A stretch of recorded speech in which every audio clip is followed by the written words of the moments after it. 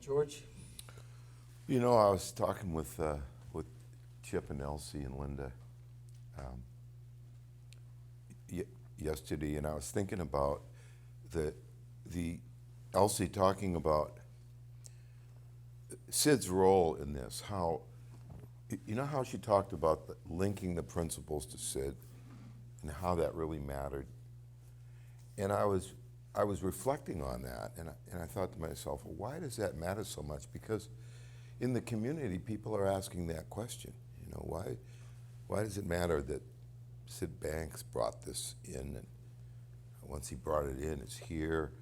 Why does it have to be linked to him? Well, I was realizing that, you know how I talked about defining moments? Everybody that's involved in the principles had a defining moment. They had the same, a miniature of a Sid Banks experience where they had a vertical jump and they saw life differently. Everybody in this room, everybody that's ever been involved in the principles. Well, the principles are the only approach of the 400 approaches in psychology that was built on a defining moment.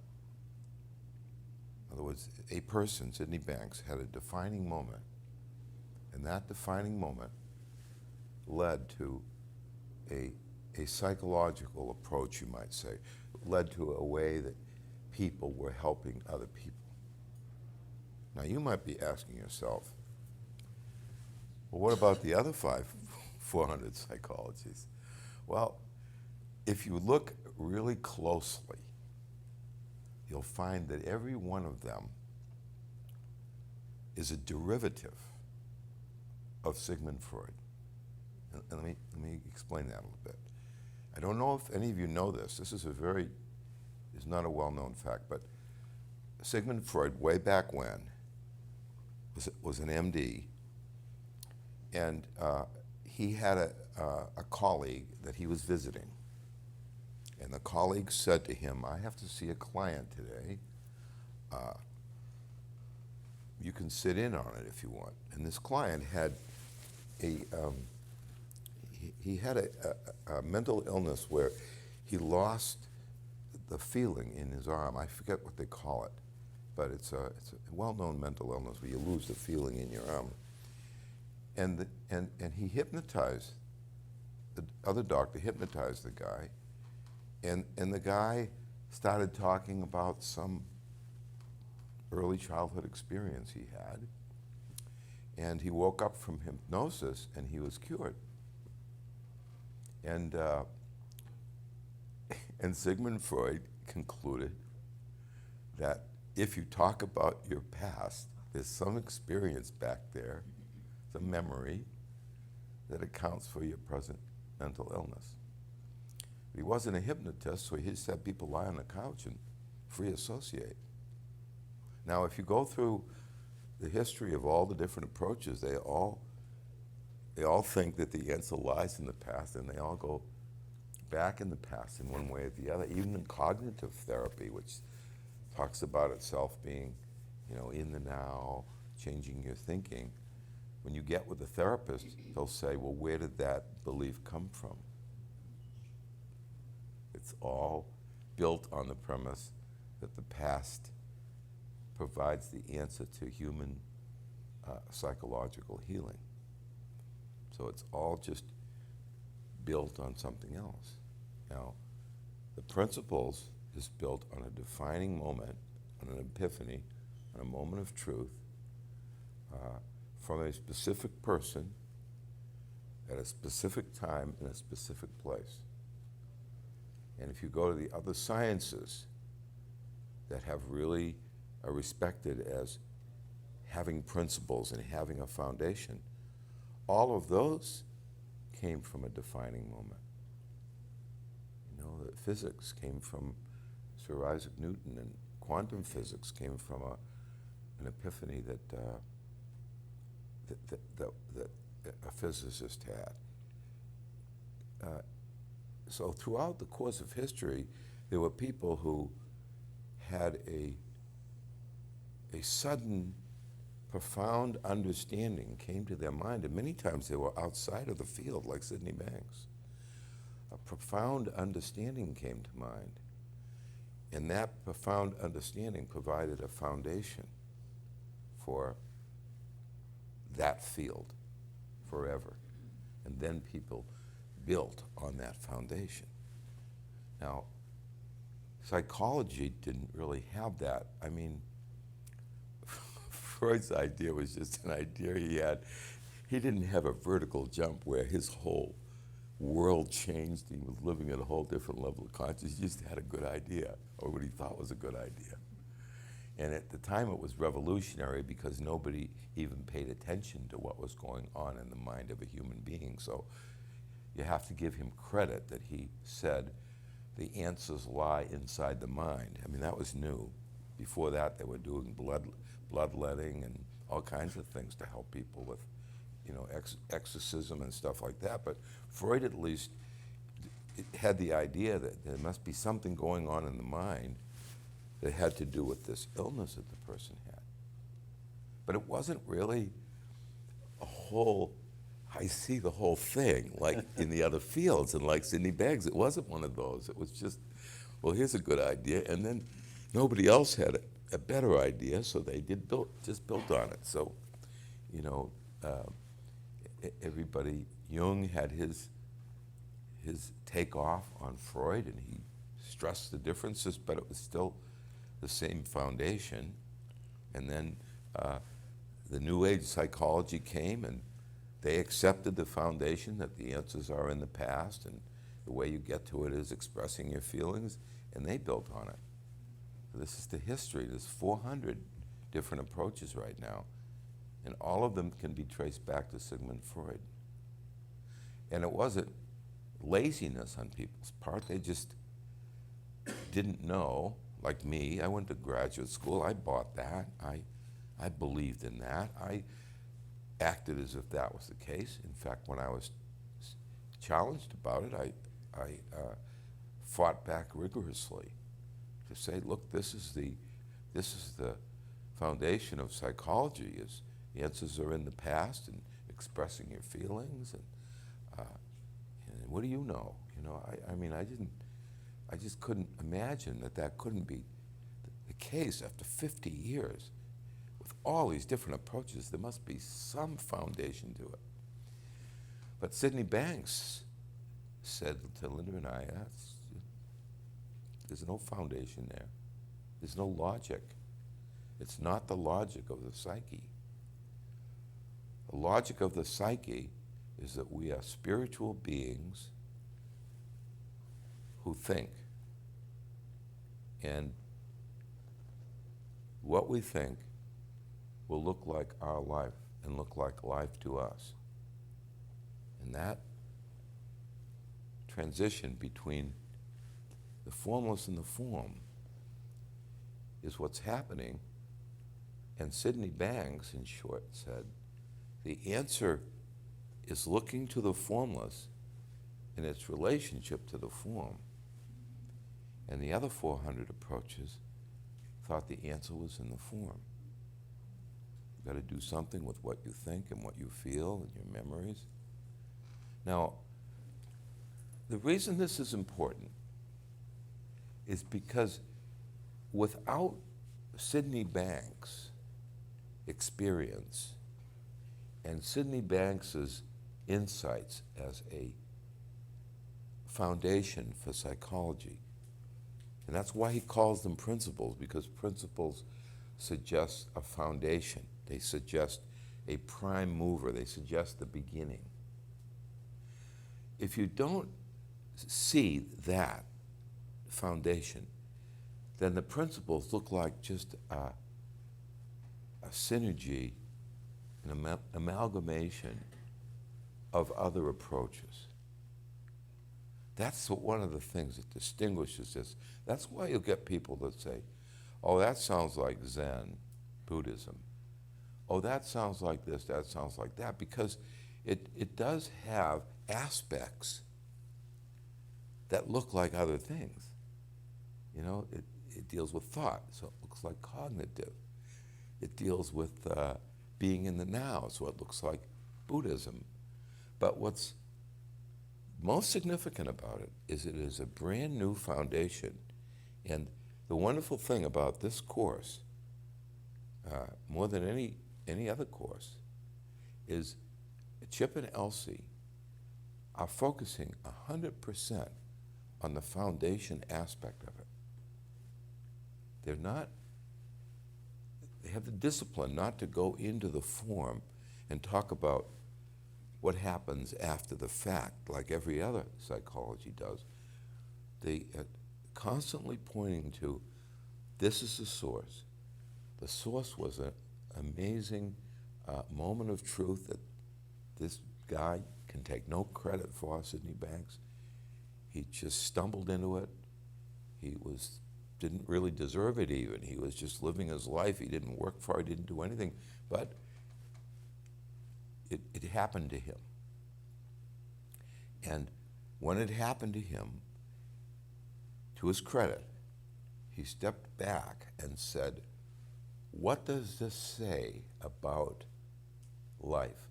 What does this say about psychology? What does this say about religion? What does this say about philosophy? And he stepped back enough from it and understood enough that he was able to unite all of the disciplines. So he found something that was even deeper than the disciplines that were already out there. So there are physics people from BAE Systems where I work. He wanted to meet with them. He met with them. And he asked them what physicists believed in. And one of the things they said was the theory of relativity. E equals mc squared. I said, asked him what that meant. He said, well, it means that energy is always equal to, matter times the speed of light, exponentially. And Sid said, well, that's not true.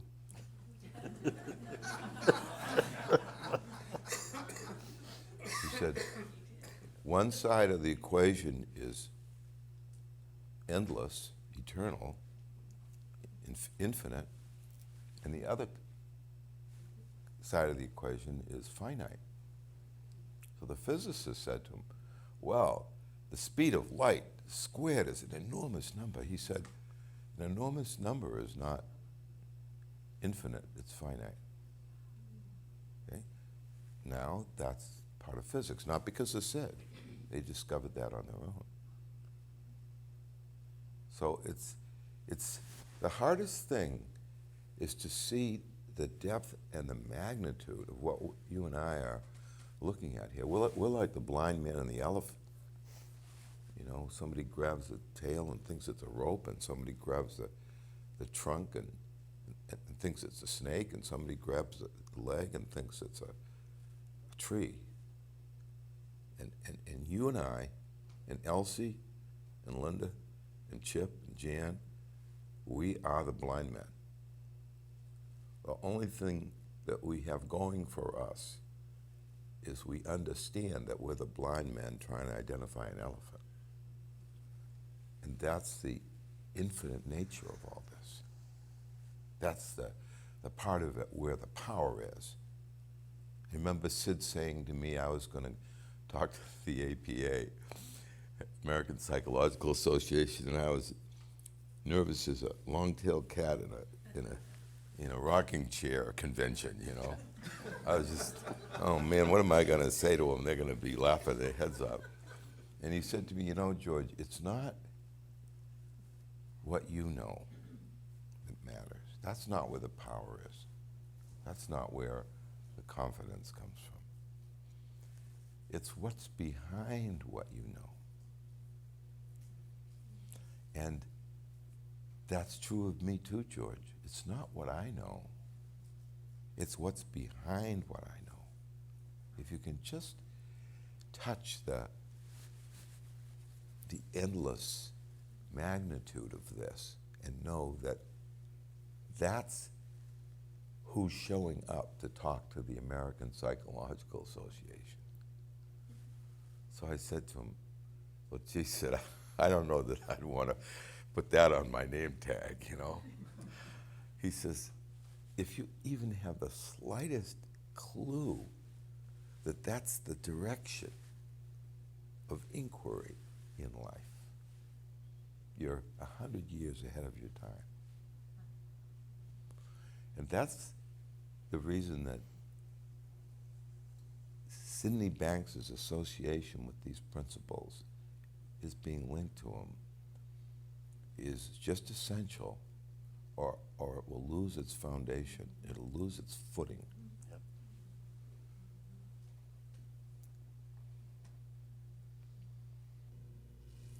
So that's my story, Chip, and I'm sticking to it. George, I'm so glad that this is recorded. That was, I don't know how to say it, that was incredible.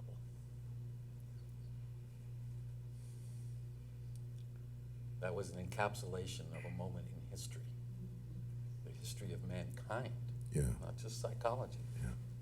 That was incredible. Thank you. Oh, you're welcome. Well, I wouldn't have.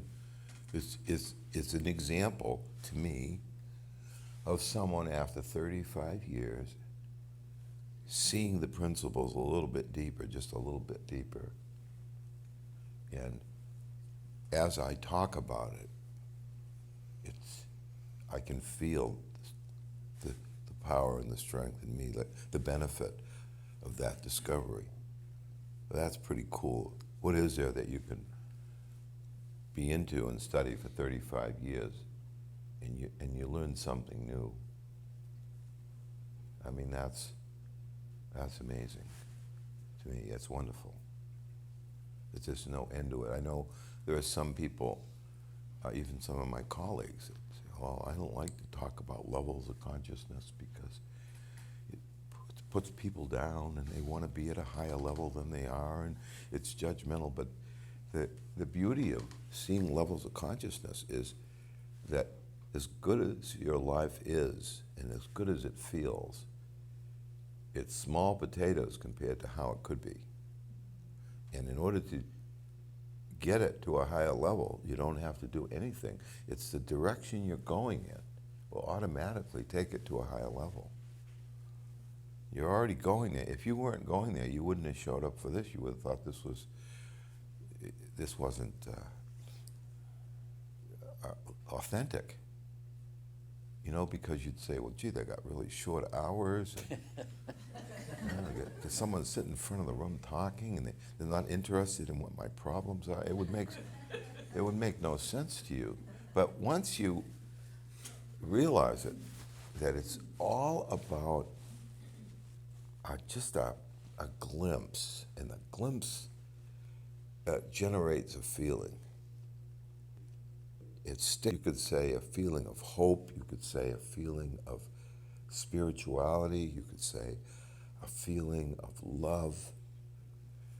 You see, and then everything else takes care of itself. So Elsie and Chip are really good at sticking to the truth.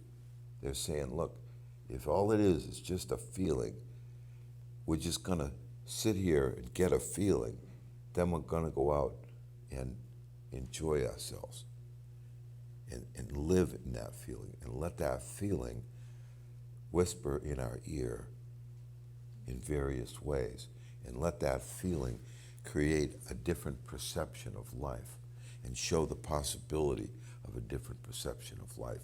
And if that takes 5 minutes, then all we have to do is the 5 minutes. And if that takes an hour, then we'll be together for an hour.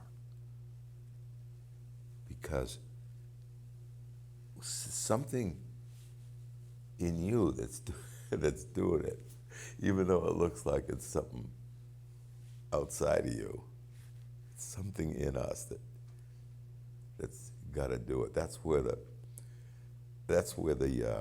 power lies. That's where it happens. is in you, in me.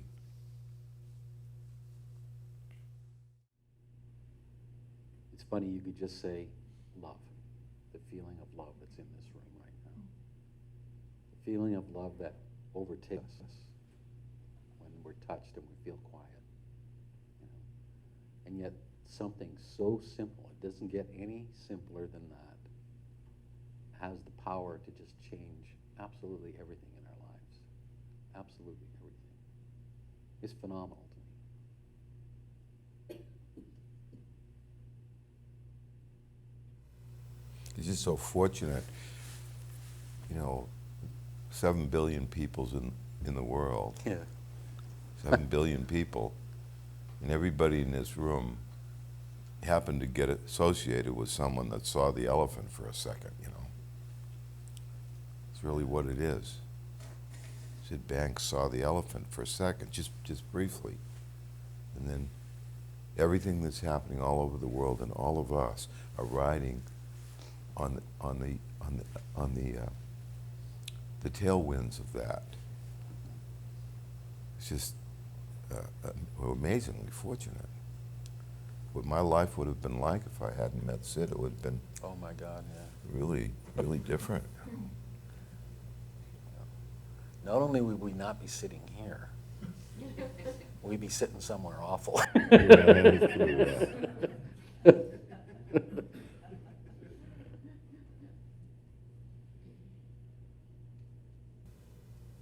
It's just so amazing to look out at this room and look at the faces and realize that every single person in this room has all of that knowledge within them. See, that's always been a fact, whether the principles were discovered or not. No. The discovery of the principles just brings us to that fact, to that spiritual fact, and allows us to see life without the bridle of our thinking. It is hard to express how fortunate we really are, and how grateful I am to Sid Banks. And I know you all are too. Because I'll tell you what, one thing I know for sure, he gave it his all for his entire life down to the last second. Yeah. And it makes me feel like whatever little bit we can do, we owe it. I owe it. Everybody else can think for themselves, but I owe it. And it's this funny thing after all these years to think that in one sense, the best is yet to come. We really are just getting started. And I think of all the people all over the world that are suffering and struggling, and that this profound piece of simplicity has the power to lift them out of that. It's sort of like we don't really, in one sense, we almost really don't know what we're sitting on.